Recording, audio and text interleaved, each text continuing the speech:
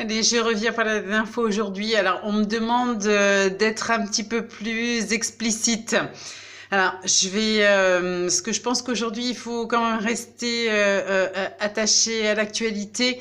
Donc, j'ai envie juste de vous dire aujourd'hui, vous avez une femme aide-soignante qui sait ce qu'est le don de soi, de travailler pour aller aider et prendre en charge la souffrance des autres, plus ou moins bien formés, plus ou moins accompagnés et surtout pas accompagnés, et qui doit rentrer chez elle et continuer de mener ses propres combats, et qui a aujourd'hui décidé d'intégrer le milieu politique en créant plein de choses. On lui crache dessus, on l'attaque, on lui dit qu'elle n'est pas légitime, qu'elle a trahi, qu'elle a... Et puis, il y en a d'autres qui mènent le mouvement des Gilets jaunes depuis des semaines et des semaines, qui créent l'insurrection, qui mène la population vers la violence, hein, qui a détruit des emplois, des entrepreneurs, des chefs d'entreprise, et qui dit que si aujourd'hui on ne l'écoute pas, il va quitter la France et qui continuera de mener ses combats. Pourquoi, si cette personne se sent si légitime, elle va quitter la France, hein, quand on croit en ce qu'on fait, en ce qu'on dit, en ce qu'on pense et en la justesse de ses actes.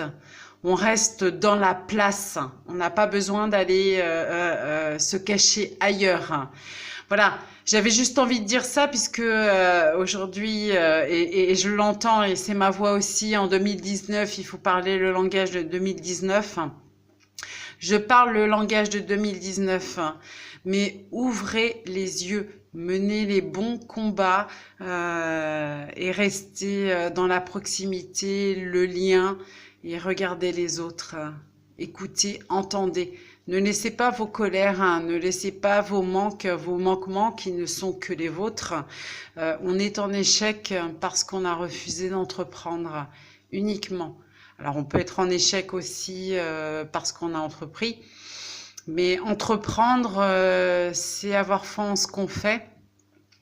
Savoir utiliser aussi les capacités des autres, et c'est savoir mettre de côté son orgueil pour pouvoir reconnaître qu'on a besoin des autres, et je reconnais que moi-même en tant que chef d'entreprise, j'ai renié pas mal de fois la voix des autres parce que je pensais que ma voix, uniquement ma voix, la seule, était la vraie vérité.